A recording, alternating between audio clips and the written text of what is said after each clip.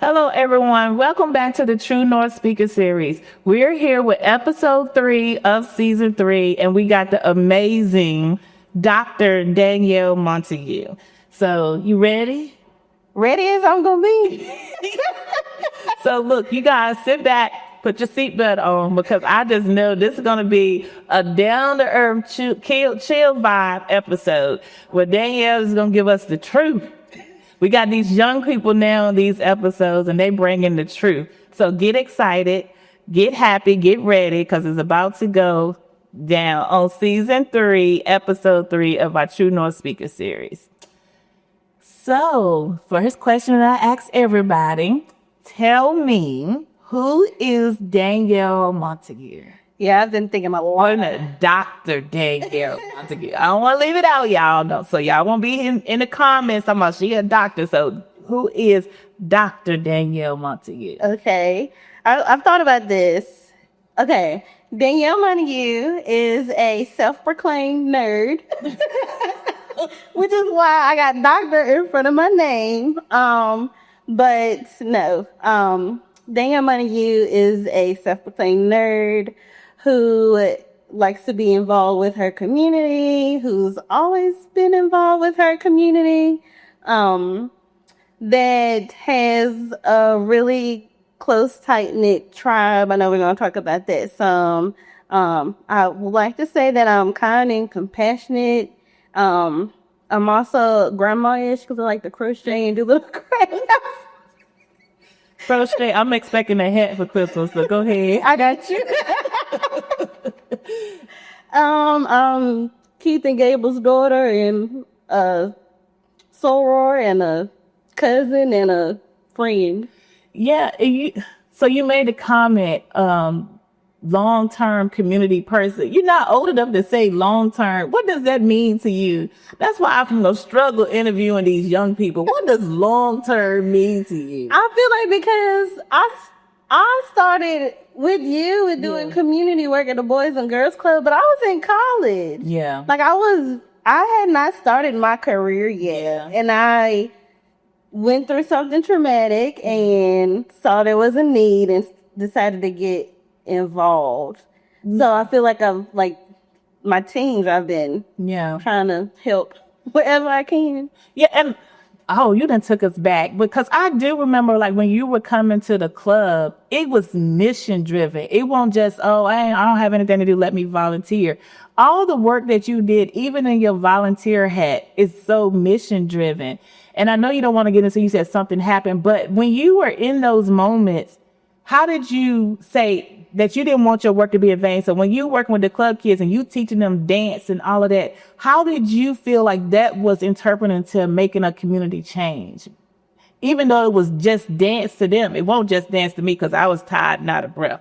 But how was that health equity? How was that so involved and mission driven for you? I think because also I was involved in dance growing up, I just saw all the opportunities of what extracurricular activities can do. Yeah. It fills a gap of like being bored. And then what do you do when you be bored? I know when I was a teen, I probably didn't make some of the best decisions. Yeah. I mean, I was a good kid, but you know, we all do things.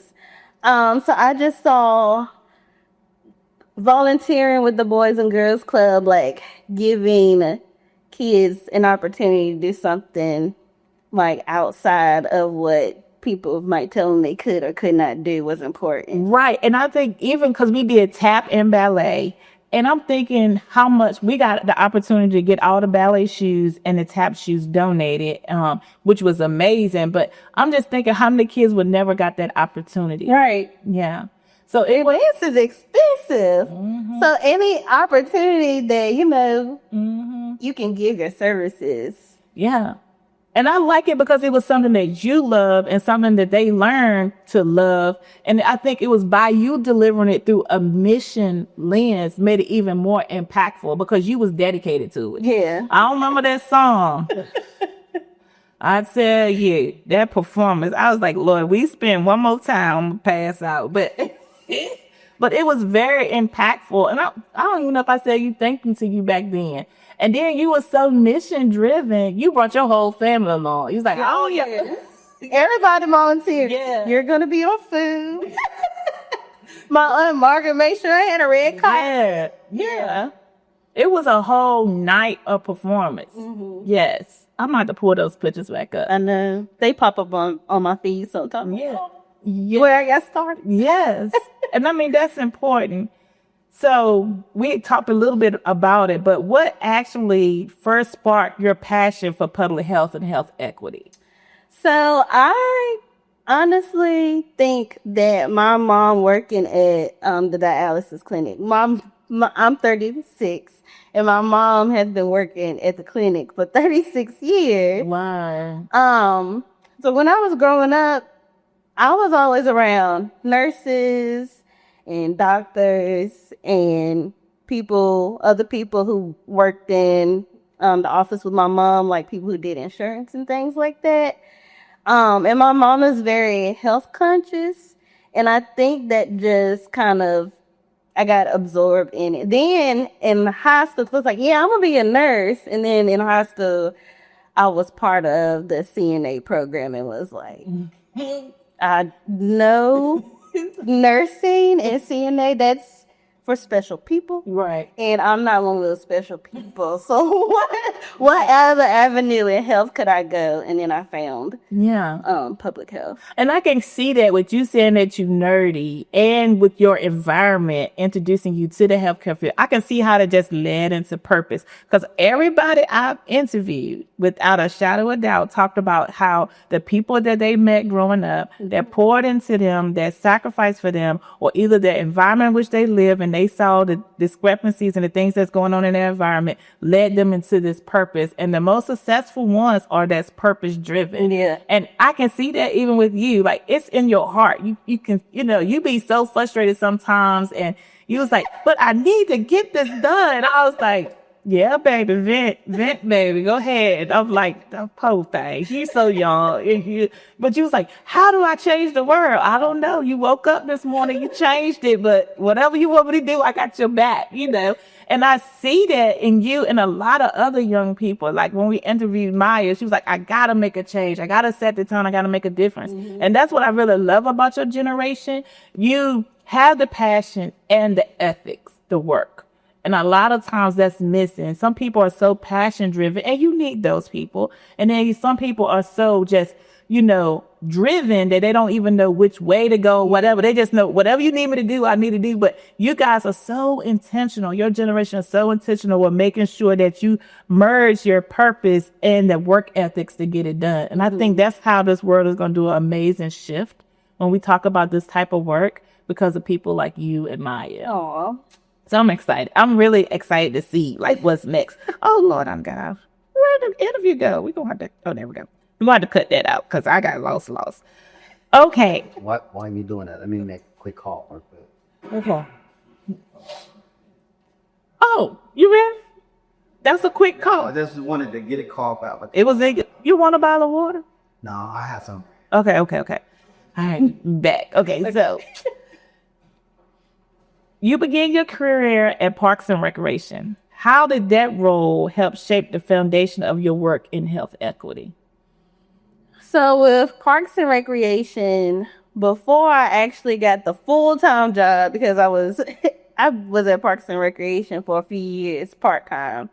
So even with my part-time work, we were focused on nutrition and making sure the kids were physically active, and we always play with the kids. At Coast, I remember starting a cooking program because I found out if kids do it with you, they're more likely to talk their parents into buying healthy foods. So we were trying to change things that way. And I actually saw a difference. We would make food, and the parents would come in and be like, my son up here telling me I need to get some zucchini and telling me all the ingredients. So it was making a difference. Yeah. I think the biggest shift that helped me focus on equity, specifically health equity, was during my master's program, and I had to do an internship. It just so happened the person I was doing my internship was working with my future supervisor at the time. Gotcha. So, and they were all involved in the health collaborative. And health collaborative is very health equity focused.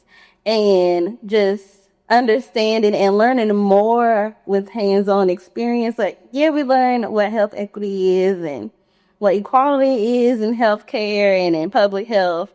But being able to put it into practice during that time made my purpose a little deeper and figuring out, well, how do we make more equitable spaces in health? And then I just carried that forward with me when I had the opportunity to be full-time. And that's what I like about internships and giving kids exposure, because it take it out the pages and turn it into passion, which leads into purpose. I really, really like that. And sometimes real-time experience is so much more deeper because it make it realistic than reading it in your textbook. Yeah. You put everything you learn into practice, and knowing that in the textbook, they have examples, they have case studies. Like I was telling the people in my other class the other day, I was like, yeah, in my master's class, I had to find patient 0 on a cruise ship that was spreading norovirus. That's all fine and dandy, but then when you get into the real world, you're actually working with people, and things do not go like you think they're going to go when you just write out a case study. Yeah. So I think internships are extremely important. Yeah. Paid internships. Paid. pay the students, please. Paid internships. You don't want to leave that out. Okay, so That's also equity. yeah. That's also equity. Say more, because we're coming from a language that it might be a language barrier to somebody. Explain what that means. So to me, the way I like to describe health equity to people who may not know anything about public health, often, is basically you're just trying to create a fair space for people to reach their optimal health. Like whatever obstacle they may have, you're trying to figure out how to take it down. So, for example, Danville has a labor and delivery department in our health system. That's great. So if I get pregnant one day, I know that I can have my baby delivered at sober. Well, they don't have one in Martinsville. So how are we providing access for women who are pregnant? Yeah. I might not have transportation in Danville, but we also have services that can get me to the hospital easier than if I was in Danville, Martinsville. How am I going to deliver my baby? So equity is trying to figure out where you can help people to get what they need. You're meeting people where they are. So currently, what are those people doing? Currently, we've had a couple of births on the side of the road. Okay, and you said so they are going on the side of the road, and what you said, Danville, Lynchburg, in Roanoke. So, where do they even get prenatal care? Like, where do they even get their checkups? They're driving to these.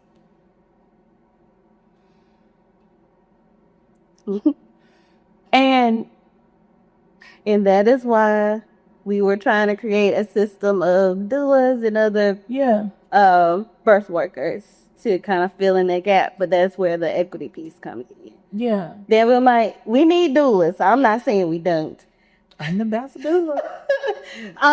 But Danville has doulas. What about the places that people can't get to an OB? Yeah. Like, so how do you fill in those gaps? That's health equity. So they don't even, this deep for me.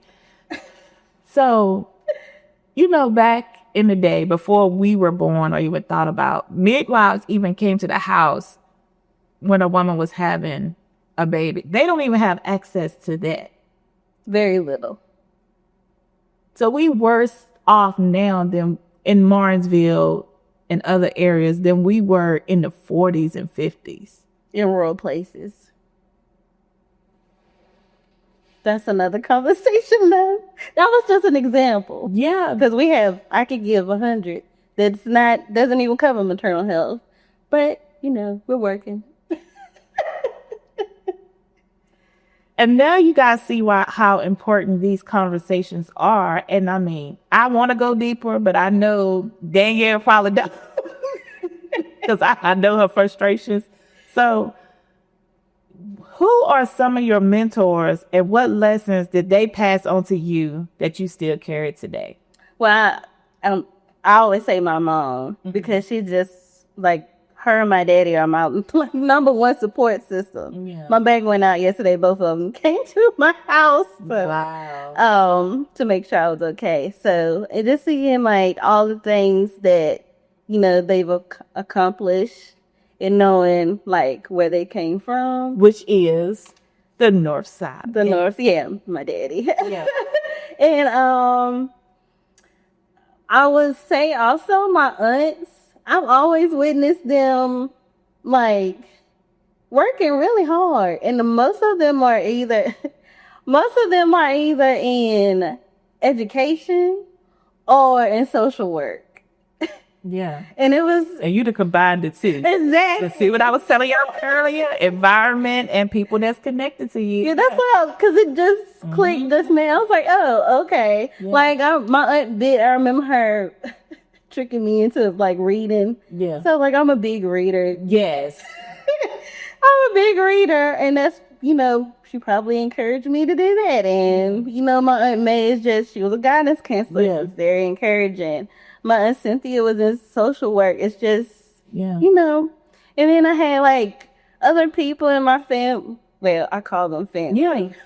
But like friends of the family, like Miss Warren, and I just feel like I had a network of really strong, determined women around me, like my whole life. Yeah, me too, because I look at my mom. My mom is so easy and light and refreshing. I tell everybody it's the Father, Son, Holy Ghost, Miss Alice, right? She's just that type of person. And then I had aunts who marched with Dr. King, so. Right? Yeah, so it was like that broadness of just everyday life. I have access to these amazing women. And I don't want it to be cliche, but these are amazing Black women who are sacrificing blood, sweat, and tears. And one conversation, my mom had me later on in life, but one conversation that I would never ever forget. My mom talked about how she walked barefoot in the wintertime to make sure her kids had shoes. And I mean, sacrificing not having shoes for your kids. And those are the type of women that we are touched by every day. And that's why I tell people all the time, representation matters. It does. It matters. And I don't care if you're a stay-at-home mom or you're a guidance counselor. It matters. That representation matters because look what it birthed. I mean, you've been around these type of women every single day where it was just a family reunion or a get together, a cookout, or stopping by the house, but they touched you to lead you in the pathway that you are in now, and you're making an amazing difference in this community. Oh, thanks. Oh, you're welcome. Thank you. Okay, so you have held roles from program development to strategic leadership. What do you see as the biggest challenge in advancing health equity? I'm trying to be diplomatic. Why? Okay, sorry. But yeah, go ahead.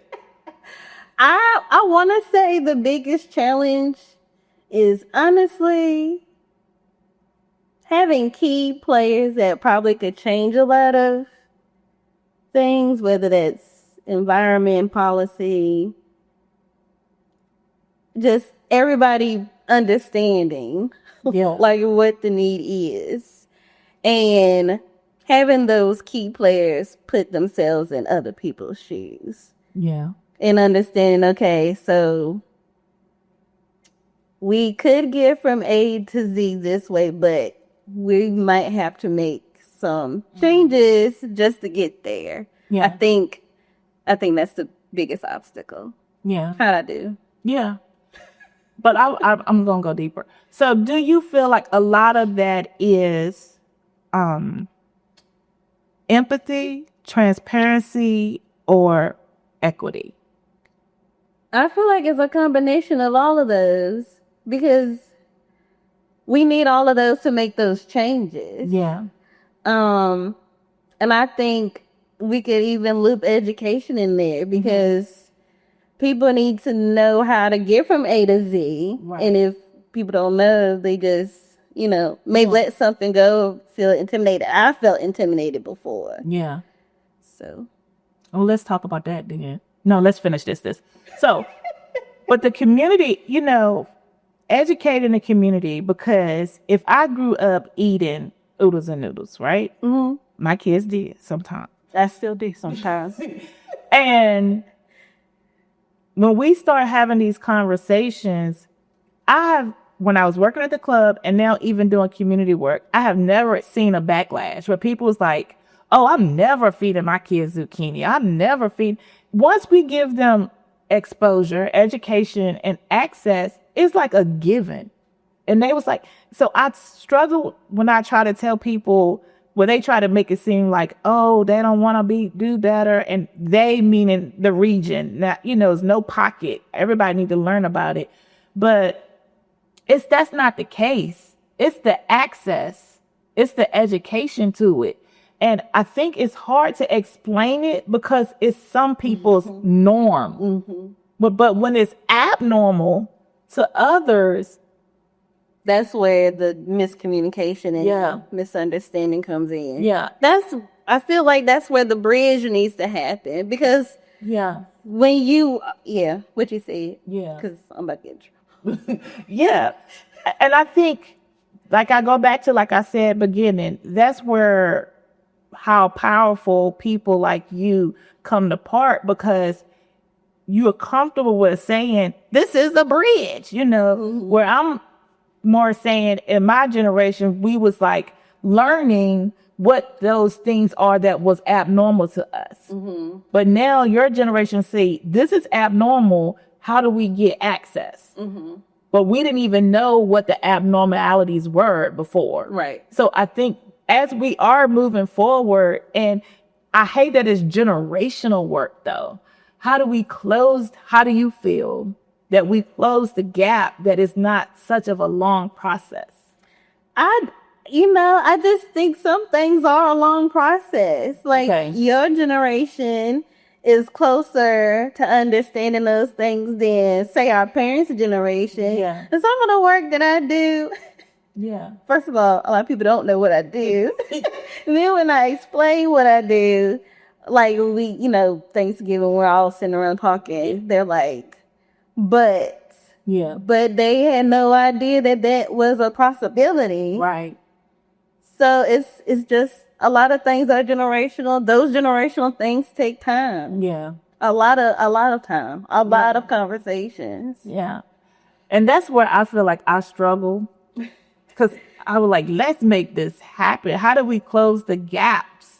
And some people are like, giving tribute to Diana, she was like, some things is just a process. Mm-hmm. I struggle with the process. I want to make it happen like yesterday. Yeah. And dealing with also like community members, they want to see instant change too. I find myself in meetings sometimes going, this is going to take a while. Yeah. These are all great ideas. Yeah. Love them. Yeah. It's going to take a while. But if we keep going, we will see it. Yeah. Some of it. Mm-hmm. Right. Because I'm just thinking, and this is me being too deep, and I know I do that often. At the risk of how many lives lost? Like how many kids got to be born on the side of the road? Like I get lost in that type of conversation. Mm-hmm.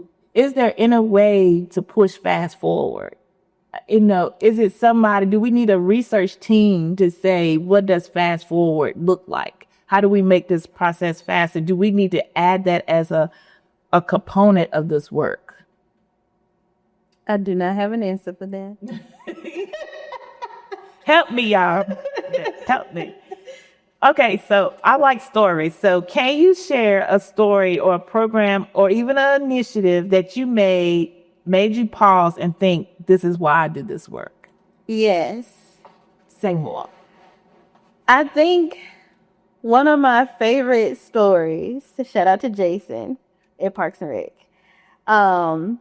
is the Fit Mobile program. Okay, yeah. That program was designed to be twofold. So going back to internships, having ARID students get real life experience from the sports medicine curriculum that they were learning. And then on the other side of that, creating opportunities for people who maybe could not access a gym. Right. Like going to neighborhoods and providing quality physical activity. It took a lot of time. When I say a lot of time, I think we just worked on partnerships for a year. Wow. Like partnering with ARID, that like took almost a year or so. Yeah. We had the CHW, community health workers involved. And then we had to talk to housing, because we went to housing to start the program and figure out what did they even want it. Yeah. Yeah. What it is, teach them what it is, and then see if they even want it. Because when we took the See the Possible trip in New Orleans, they built this really fancy food co-op, and none of the neighbors came because they were not involved in the planning process. Wow. So my thing is, I don't want to plan something that people don't want and they weren't involved in helping create. Yeah. So a lot of this work is flying a plane while you're building it. Absolutely. Okay. So go ahead. Yeah. And I think I remember going to meet the students, the first students we ever had in the program. And my undergrad is in exercise science. Mm-hmm. So we had a lot of athletes in that major in Norfolk State. So I knew I was going to be dealing with athletes. Mm-hmm. And I had gone to the class and was like, just want to let you know, y'all will be building exercise programs for community members. If you look at our data, our statistics, we aren't the healthiest community. Right. So you will have to adjust. Yeah. Please do not come into because we pay for all the equipment. Gotcha. We can't. I know y'all want me to order like 30, 50 pound weights, barbells. The community's not gonna do that. I just want to let you all know. So I remember going specifically to Pleasant View and just sitting back watching. We went through everything. We went through like, how do you plan a fitness program, everything. And I specifically remember 2 other students telling the women, this is what we're going to do. And the women were like, no, we're not. And I couldn't do anything but laugh because I tried to tell y'all. Yeah. But that was that. They had to experience it. They had to experience it. So they had to take back that 10-pound barbell and start with no weights. No weights. Oh, I was going to say it's a 5. You said no weights. No weights. And start very simple. Yeah. And then after the program, like just looking where the students are now. Yeah. That was a few years ago. One of them became my coworker from that program. Like full-time at Parks and Recreation. He was one of our first interns. And then seeing some of those community members also spreading their wings, coming to interviews, to talk about the program. I think, like, when I look back, I was like, that's why I do what I do. Yeah, that's good. And I know some of the programs that you have been a part of, and I see the community change, the community shift. I like it when the light bulb go off. Mm-hmm. Yeah. And it makes sense. And they show up with a neighbor. Yeah. Mm-hmm. That's my favorite part. Yeah. When they show up with their kids. Yeah. I really like that. That's when you know, okay, this is working. Yeah. Especially with the kids, it's like, okay, you safe. I Yeah. trust you. Yeah. Yeah. Because that matters, right? That matters. What are some overlooked social determinants of health that you believe need more attention in underserved communities? I don't think I saw that question. Let me think. Social determinants of health. There are so many. Yeah. Let's break it down to this region though. What are some of the ones? There's still so many. Right. Right. Literally. And I think reason why I really want you to answer this question, because it goes back to the person who watches these videos or a lot of our citizens who's not in this work. And I don't think they even know what it is and that it is a thing and how it can affect their everyday life. So what is one that just come to your head? I mean, just off that, I know we talk about this to nauseam, but the housing situation, Yeah. I don't, because we are in this work, we know everything is tied to health. Yeah. I'm not sure a lot of people outside of our work, this is so normal to us. We don't even think like, well, what do people really know about? What is even a social determinant of health? Right. But I feel like housing has been such an issue. Yeah. And people don't know, like even down to your zip code. Like we've seen the health equity report. Yeah. And in one neighborhood, you have a healthy lifespan, meaning you will be healthy to this age. And then like literally across the street is a 10-year difference. Like, so what is causing that? And my thing is, what is the root cause? Yeah. What is the root cause? I feel like if we figure out the root cause, we can work out and tear down some of those barriers. Yeah. Do you feel it's established that somebody is in charge of finding out the root or want to? I don't think it's established. Yeah. For that to be like somebody's like, this is what it is, and to inform everybody. I don't think that's established. Yeah. I think people are working on it, but I don't think we've identified a person or organization to solely focus on that. Yeah. And I think sometimes even you and I, we get so mission driven, we lose sight of impact. I think we get so caught up in mission that we don't recognize the small wins, and we don't even recognize the impact that of our decisions, how it affect people a lot of times. We are really a lot of times focused on making sure the community is involved. And I was having this conversation yesterday, making sure they understand the language, make sure they understand the data. But I am the data. Yeah. You're telling me stuff that I already know. Right. So I feel like we get lost in explaining it. And they was like, I know that, but we got to make sure you understand that you're on this side of the street and you're going to live 10 years younger. And they're living, I know my uncle died last week, at this age. So I feel like sometimes that can be the hindrance in the process instead of so focused on the education, focus on the need. What do we need to provide for you? And then explain to them later on why I provided that need that you asked about. I increased your life by 10 years. So I think sometimes we need to reverse the work. Yeah. I love that. Yeah. Yeah, I think that. So how has your doctor of strategic leadership influenced the way you approach problem solving and leadership?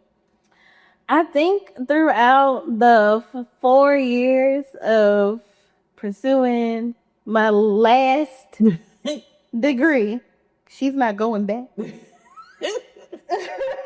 In the third person. I think that going through that program, I just learned a lot about how to plan better. Gotcha. Like creating not just a strategic plan, but a strategic development plan where you list the thing, acknowledge the thing, understand where the thing came from, and then once you start creating a plan on how to work it out, going back to evaluate it. Okay. So you see how far you've come and how much further you need to go. Or maybe you go backwards and you just need to start over. Yeah. That's one. And I think the other major component to this degree that has helped me personally is to understand people's leadership styles. Because it was strategic leadership. So we learned leadership theory and how to apply leadership styles and noticing the difference between a manager and a leader. Yeah.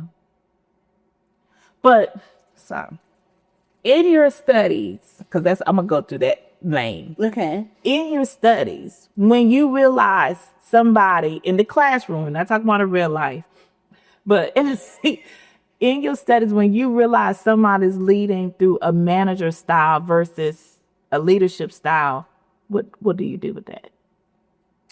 First, I acknowledge that it is a manager style, and then figuring out ways in which my leadership style could fit in that. Not even just my leadership style, but the people who I'm leading to. Like, how are we fitting these pieces together? Gotcha. Like, the manager needs you to do X, Y, and Z. They just need you to get it done. They don't want you to have any inspiration. Okay, that's great. But what can I control? Yeah. And understanding the people that I'm leading, knowing their strengths and places where they can be stronger. Like, how do we fit all of that into each other? Because I want to inspire. Yeah. But the manager might not want to inspire. The manager just might like, this is the way. I like the way things are going. We don't need to change anything. Yeah.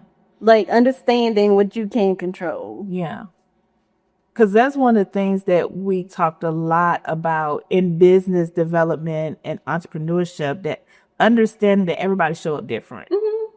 And it's a lane for how everybody show up. That part. Yeah. But how does it fit in the puzzle? Mm-hmm. And not so much saying that your leadership style is wrong, but how does your leadership style fit in this puzzle?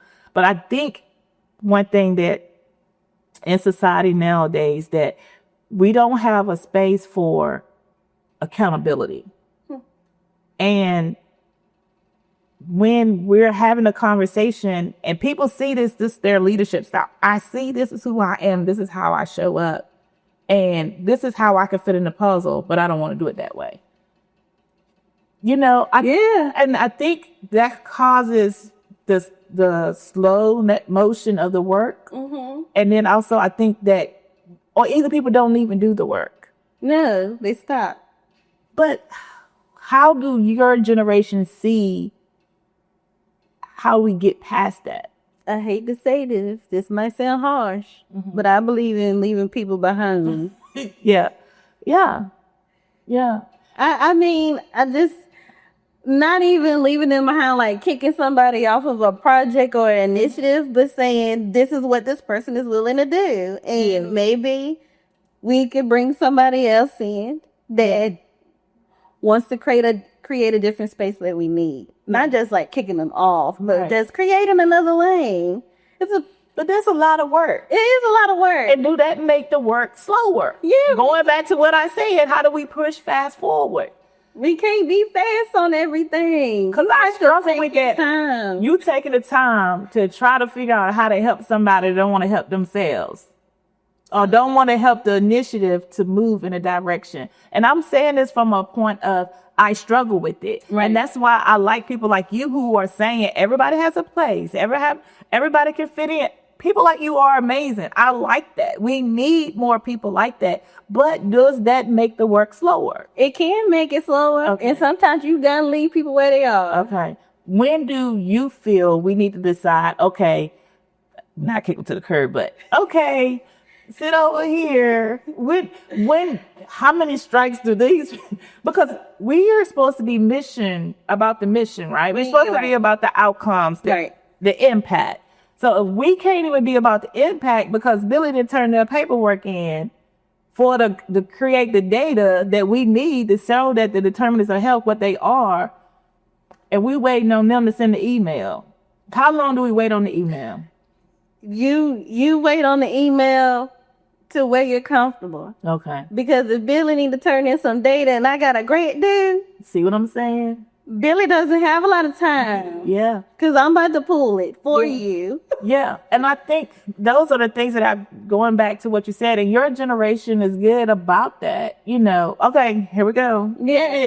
And then if that person comes through with the data, thank you. Maybe we can add it in. But we try, and I have tried to get the data too. Yeah. So it's not just waiting on somebody being still. It's also like encouraging them to do the work. And if they still don't do it, you gotta go around. And I think that's another, people don't understand, that's a whole nother component of this work. Because a lot of times with grants and community driven funding, you got to collaborate. You have to, especially in this work. Yeah. Because it's a lot. It's a lot of aspects. Like, for the job I'm currently on, we do a lot of backbone support, but we also work with workforce development because they have the access to the education pipeline. They have the access to connecting people with jobs. And that's how one of our grants were so successful, because we had to bring other people involved. We brought healthcare systems involved because specifically for the grant, we needed people who were interested in healthcare. Yeah. Well, what does the healthcare system need? Yeah. The people inside of the system know. Right. So they need to be brought to the table. Yeah. So when you bring people to the table, do you bring them to the table with a MOU, and what does accountability look like? It depends on who I'm working with. And do we need to do more of that? No matter who I'm working with, I'm always coming to the table. If I'm bringing you to the table, I am always going to come to the table with, this is the purpose. Mm-hmm. These are the supposed outcomes. Like if it's like a grant or something, we have to have outcomes. Yeah. And this is what I expect out of you. Please let me know if you can do this. Yeah. If you cannot do it, that's great. That's fine. Okay. I'll call you for something else. Yeah. I think that's important. Okay. Let's take another turn. What are some misconceptions do people often have about health equity? I think people get caught up in the equity word. I think equity personally has gotten a bad rap. Mm-hmm. But it simply means fairness. It means nothing else than that. We are literally trying to meet anybody where they are, no matter where you are from or. Yeah, I think that's the most misconception. Because I feel like people hear health equity and in their mind all automatically go DEI. Those are two different things. But okay. Gotcha. So do we need more education around health equity to powers to be, or do you think people just what? I always think we need more education. Yeah. I think the more people understand anything will create a better. Mm-hmm. All right. So what role do you believe community voices should play in shaping health programs and initiatives? Should play? I think community voices should be like the foundation of where the work starts. I agree. Yeah. Because the community voices, we can pull data all day, right? But the community voices are like, we are the ones that have lived it. Yeah. Maybe we have lived it and we're not there anymore, but we were still impacted by some situation. Yeah. And I feel like that should inform a lot of our work. We have the data, but we also very strongly need those voices. And the reason why I like community voices from my perspective is because the data changes every day. And a lot of times data is 2-3 years old. And it's important. It set the tone. It gives you a lot of bridge work and everything. But those community voices is in real time. It's like what Reese always say, it's the oral history. And I think a lot of times when you have community voices, you will be able to do the work more impactful because it's in real time and it's the people who's actually in that lived experience at that moment, at that time. And I think that makes it more sustainable. Right. And you can even lead with the data in the conversation. Exactly. Exactly. Yeah. But have those lived experiences and pay those lived experiences too. Yeah, say it. Yeah. And I think because when we first started doing community-based work, when it became a thing in this region, it was like, just go ask the community what they need. And it was just like, go get it, go get it, go get it. And then we realized they got tired of sharing. Yeah, they got surveyed out.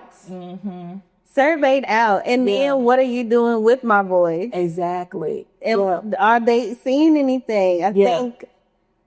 I think in our line of work, it has shifted in the past 10 years. Like, we're not just going to the community to get survey answers. Like, we need the community to help us plan.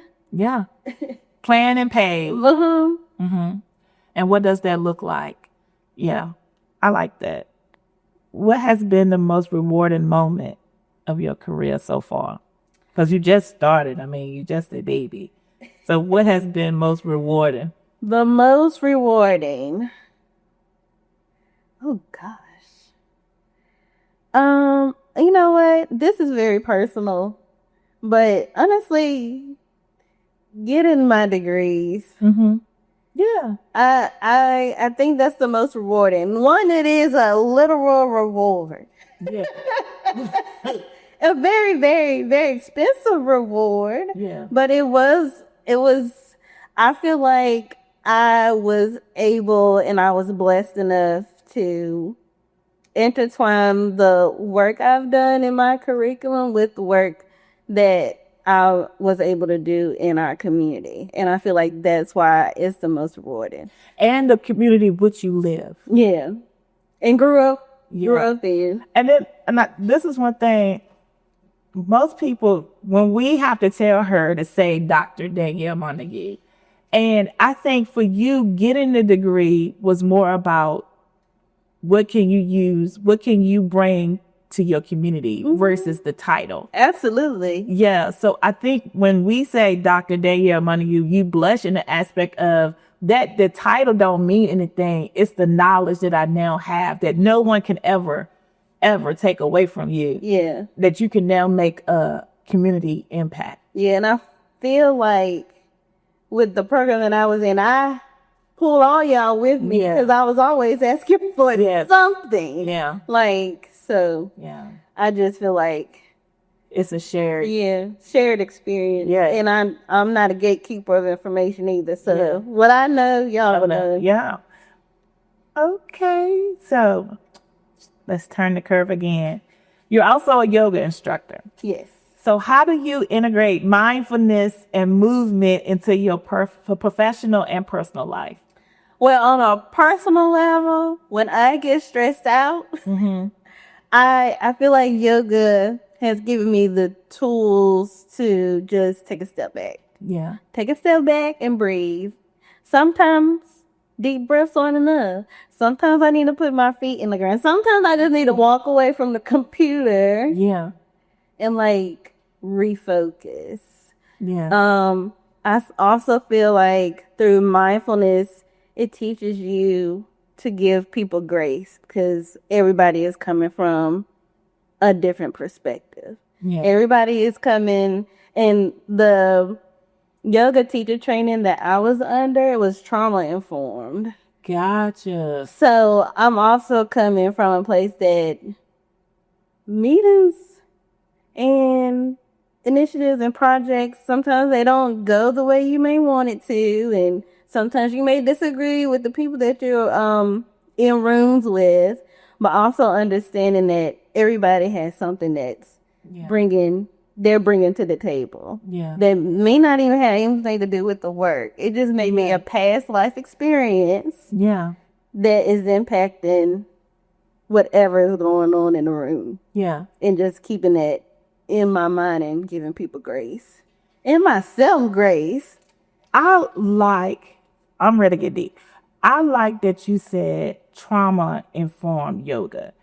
I never knew that. Really? No. And one thing I want to say was when I was I don't even know if you knew or not, but I was in a dark space.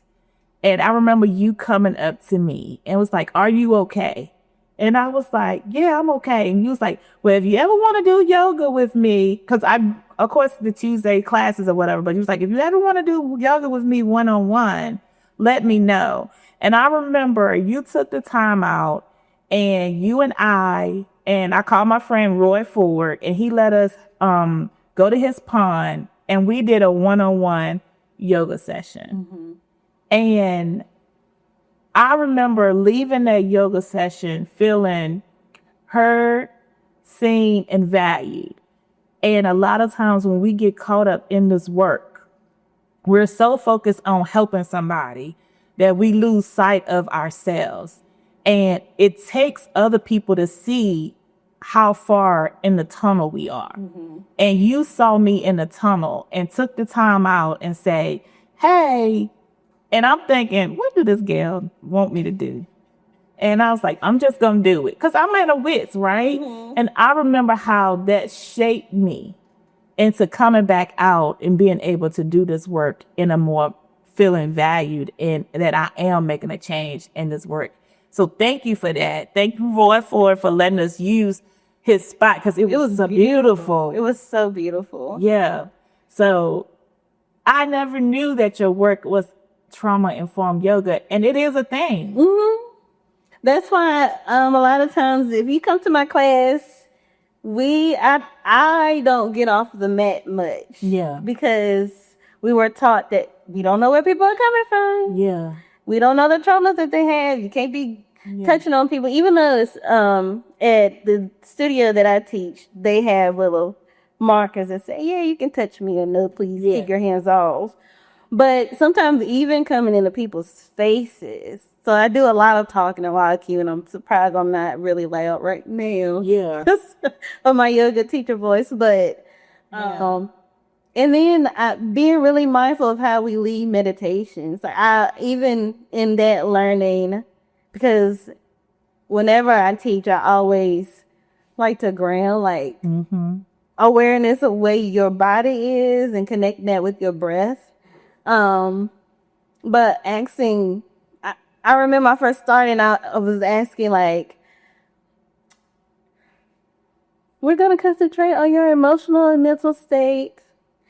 Keeping the eyes closed, asking yourself, how do I feel right now? Yeah. And letting that be whatever comes up. Some people can't connect to that because they have trauma. Yeah. And I was told that they hate when yoga teachers do that. So now I go, you can ask yourself, how do you feel? What are your emotions right now or today? Or how did my day go? Because that may be easier to answer right now. Yeah. So just little adjustments like that. Just keeping people at top of the mind, not just the movement. Top of the mind. I like that. That's deep.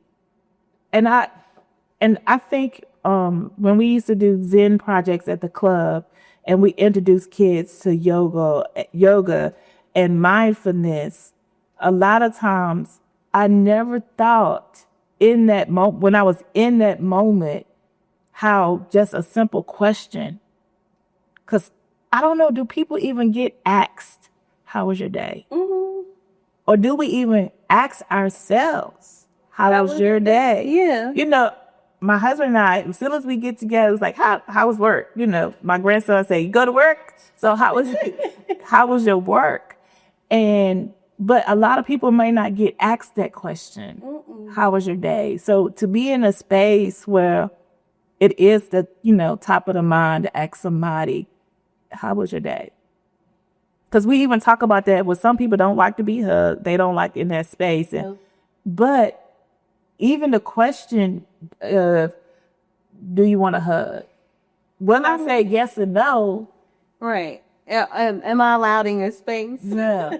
Yeah, and if I'm not, that's okay. But you know that somebody care enough to say, Yeah. I'm willing to. And then taking yourself, like, if they don't want a hug, it's not about you. Right. You have to take yourself out of that too. Yeah. It's okay. Yeah. Or either just asking somebody, are you okay? Because that's what you asked me. It was a simple question, and you said it so bubbly. I mean, but I was like, no. And you think about it, a lot of times, I mean, when you greet somebody, hey, how you doing today? You just automatically, a lot of times, go, I'm fine. Yeah. Are you done? Because it's just an automatic response. Yeah. So, like, just take some time, breathe. Yeah. And, like, really answer the question. Yeah, because I was somewhere and somebody was like, it's a cliche. It's like, yeah, because you don't want to know anyway, Yeah. And I remember telling them, yes, I did. Yeah, it's okay. Yeah. So I think that's important. Okay, so how do you personally define self-care beyond the trend of the buzzword? I think self-care is a continuous practice. Yeah. I think self-care is being bodily aware, like physically aware, and mentally aware, like at all times. Like, Yeah. no, my bank went out yesterday because I was stressed. Wow. And I had to take a step. I didn't feel it. Like, I didn't feel anxious or stressed, but my body was like, bro, wow. you need to lay down. Calm down. It's okay. Yeah. And I think learning about mindfulness and self-care is just that, like, just understanding how you have to take care of your body and your mental state, and knowing what signs are showing you that you desperately need to do that. Yeah. I feel like self-care is also how we sometimes can avoid burnout. Sometimes. Yes. So what does that look like for the everyday citizen that's working 2-3 jobs and got 4-5 kids? I'm talking about myself. 3 grandkids and a husband, working a full-time job with a hustle on the side. Right. How do I fit self-care in that? On your way to work, in the shower, when you go use the bathroom. Yeah. Check in with yourself. Nobody knows what you're doing in there. Yeah. Take some extra moments. Yeah. Just breathe. Just connecting yourself with your breath would tell you a lot. Yeah. Like, not even just like doing a breath exercise, just like literally observing, how am I breathing? Yeah. Am I taking deep breaths? Are they shallow, and why? Yeah. You can sit at your desk and do that. I like it. Yeah. So I gotta tell Shane and Melissa, when I'm sitting at my desk, I'm not asleep. I'm not asleep. I'm doing mindfulness. Y'all saw it on the episode. That thought is not snore. I'm just breathing deep breaths. Deep breaths. It is a breathing practice. I love that. That's what it did. That's what it is. That's my story. I'm sticking to it. I got the data. I will back you up. Got the data to prove it. A board member told me. A board member told me. What role does grounding practices play in your work and your life balance? It is an everyday practice. Yeah. I feel like grounding brings me back to, why am I doing this work in the first place? Yeah. Even on light days that, not a lot is going on, I'm just doing my, like, administrative work. Mm-hmm. I feel like and grounding may look different. Like, some people who ground, like, actually go outside and put their feet in the grass and breathe. Sometimes it just may be me just sitting at my desk and being aware of myself. Yeah. Where I am, showing gratitude. Yeah. Okay, Danielle. So tell us, what are some of the things that you like to do in your extracurricular activities? What do you like to do to have fun? Well, I love to read. And I also love to crochet. Yeah. But reading, I think I found a new love for. It just takes me to a whole nother space. Yeah. Literally, like Yeah. outer space. Okay. Say more. Yeah, I love fantasies and books that take you to a different world. Wow. So I'm not reading self-help books or Yeah. a romance. Yeah. There may be romance in it, but it's very fantasy oriented. Oh, okay. Yeah. I like that. So, because I love to read too, but I'm the self-help, self-care autobiography of who killed who or how they did it and all this stuff about history. That's me. But you say you just want to get out of that. Yeah. And sometimes, like, I remember one of the librarians, shout out to the librarians, Yeah. they guided me to this book called Mexican Gothic, and it was all about like 1920s like Mexico and the colonization of Mexico. But even though it's historical fiction and it had historical facts in it, so I still learned something. Yeah. It was just a horror book. So Yeah. Oh, Lord. somebody, yeah. But it was fun. It was great. And I wish more kids would understand how reading could be anything. It could be anything. If you want to learn about history, if you want to learn about people's lives, if you want to live in a fantasy, it could be anything you want to. Yeah. Like the song, Reading Rainbow. I won't sing it. Okay. But one thing, I used to make my kids read, because I wanted them, just like I told them, you could do anything, any extracurricular activity, just had to be doing something. Mm-hmm. But I always try to incorporate reading into everything they do because it's just the foundation of everything. Yeah. And I think reading is so important because, like you said, it can take you to another world. It could be whatever. And so when I'm reading, my husband's like, I'll be laughing. Yeah. I'll be reading, I'll be laughing. He was like, what are you doing? I said, I'm reading, and I'll tell him all about it. And he was like, how do you do that? It's like watching TV for me. Yeah, like you see it play out in your mind. And I can even unless they give the description of the characters, I can even design what I want the characters to look like. Yes. Everything. Michael B. Jordan shows up a lot. Oh, Lord.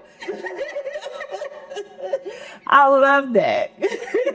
See what happens when you interview young people? You just go on to all that world. Literally.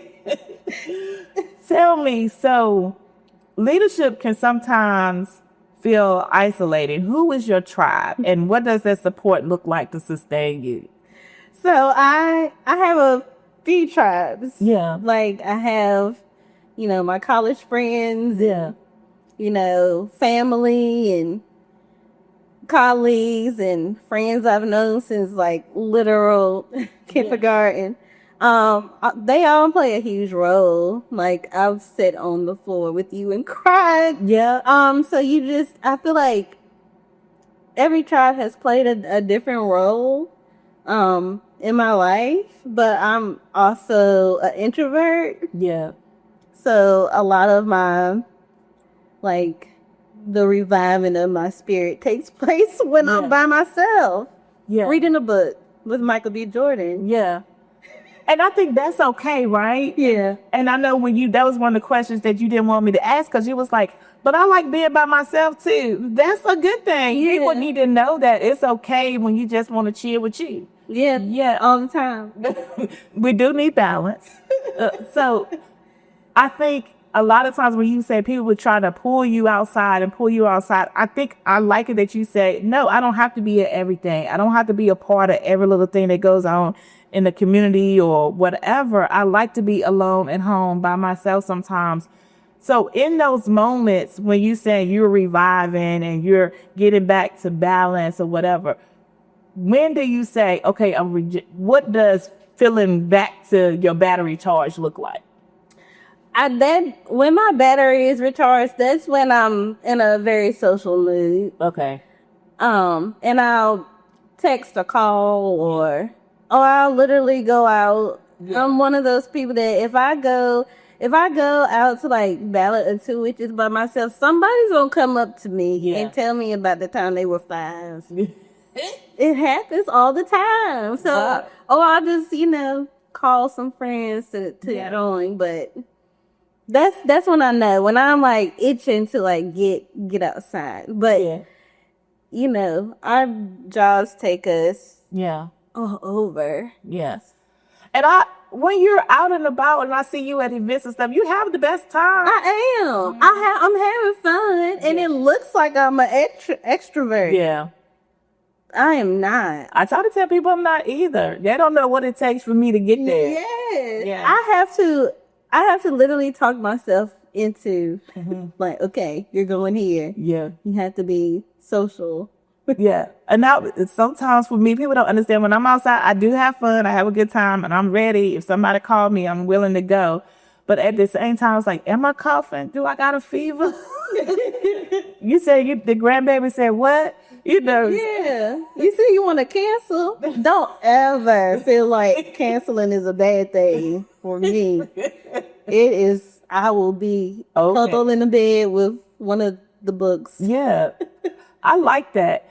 That you being transparent and understand that sometimes everything ain't gotta be an event or a workshop or a hangout or a party. Sometimes just me, myself, and I, the three of us, have the best time. Yeah. Yeah. And that's okay. That's a child. Me, myself, and I. Yeah. See? We gotta market that. Yeah. Yes. I love that.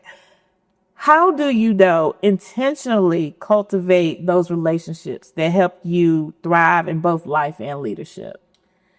So I will start with leadership because I feel like that's the easiest place for me to cultivate relationship. I feel like leadership is relationship. Like you have to have relationships in order to be a good leader. Yeah. Like you have to have some type of emotional intelligence and connect with people. Yeah. Even if you're not leading the people that you are connecting with, there has to be some type of relationship there. Yeah. So you have to be open to various things. Yeah. You said personally? Yeah. Personally? How you intentional about building relationships? Personally. Wow. I don't know that I've ever thought of that I do it intentionally. Yeah. I don't think so. I even remember, I might get in trouble for this too. I remember joining the sorority and going like very purpose mission driven because I saw the women of Delta Sigma Theta Sorority Incorporated. I saw all the work they were doing. I wanted to be a part of the works. Yeah. Even though it's, sisterhood, scholarship, and service and social action. Yeah. The sisterhood part, for me, when I wanted to join, kind of took a backseat. But those relationships are extremely important to me now. But I'm really close with a lot of my sorors. Yeah. And I'm happy that it came out that way. Yeah. But I think in the middle, that's when I became intentional. Like these are going to be like lifelong friends. Yep. Even in college, when I think back, they didn't start off with the intention of having like a forever friend. Yeah. But that's just, here we are. I graduated in 2012. Yeah. Over 10 years later. Yeah. And then so could a lot of it be is that you the type of person you just let things flow? And also could it be the reason why leadership is so much easier for you because it's a learned experience. Life, you're trying to figure it out. But leadership, you done had all these programs and initiatives and classes and all of that stuff. So you see it from that lens of education versus life. It's like never been exposed to it, never had. My mom would talk about tribe, man. She had friends. They used to go to the yard sales and all that stuff together. People at church or whatever. But she never talked about building your tribe, being intentional about what does relationships look like, what's good relationship, what's bad relationship. She never had that. And my mom would never speak bad at anybody anyway. And I was like, Mom, I don't think I want to be your person friend. But she know it's okay.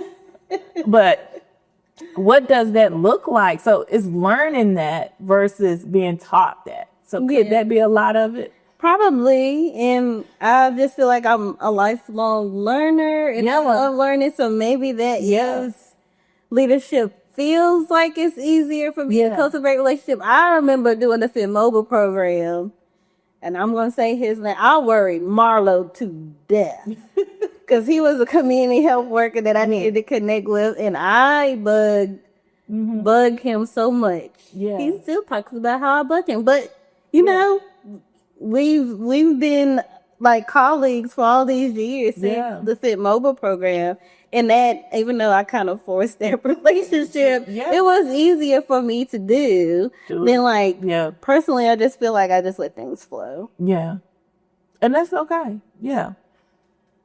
Okay. Look, I got so caught up in what you said. What advice would you give women leaders about building and leaning on a supportive network?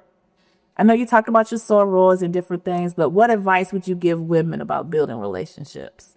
Give people grace. Ooh. We all come from different things. All of us aren't going to get along, and that's okay. And that is also grace. The grace to go, I love you so much, but I'm going to have to let this go. Yeah. So you calm enough to say that? I think I have before. Oh, okay, yeah. Okay, go ahead. That's good. Like, I like it. And that's what I said in the beginning. Your relationship is more comfortable while speaking up and speaking out. Yeah. Yeah. I'm like, damn, it takes me. Yeah, but go ahead. And we all need a support system. Yeah. And a lot of times strength comes from the support system. Yeah. And then I feel like in strong support systems, specifically with women, like we are dealing with a lot of things that are coming at us, especially right now. And having those support systems and know who to go to are extremely important, especially right now. Yeah. And I think for me that as I get deeper and deeper into work, the more support that I feel like I need. You know, when I was out here and I was younger and I was just saying, oh, I want to help people, I was intentional about helping, but I felt like I wasn't as engulfed in it like I am now. And I don't know if it's because my age and how long I've been doing it, I see more, so therefore I require more support in it. But I feel like now when I text my friends, not, hey, how you doing? I was like, girl, I did this and I did this and I did this. Now I need you so much more. So in that intentionality, I think grace play a part because I require more, but I have to understand that doesn't mean they can give more.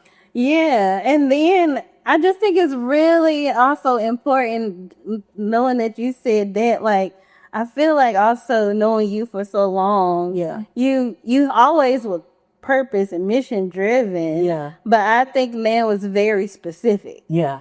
And having those support systems that know like that about you or about me. Like you know when to pull me on a project and you know when to let me go. Yeah. Some things you make me do like this. And then other things, you say, okay. Yeah, you don't have to do this. Yeah. And I think that's important with the tribe, so you can be comfortable enough to say, like you said, never mind. Yeah. And that's support. Yeah. That's support. I like that. Yeah. When you think about your future impact, what do you want your legacy to be? I know you're so young, but as you go through this journey, what do you want to be known for? Maybe I need to change it. When I talk to young people, instead of saying the word legacy, maybe what do you want to be known for on this journey? I don't want to sound like this, but I don't want to sound grim either. But like, who is going to know me in like 200 years? Yeah. So I just feel like, what do I want to leave behind? I want to leave here knowing that I've done the best that I could for like health in my community and communities that I'm not in that I'm also working in. Yeah. Like just having a small impact.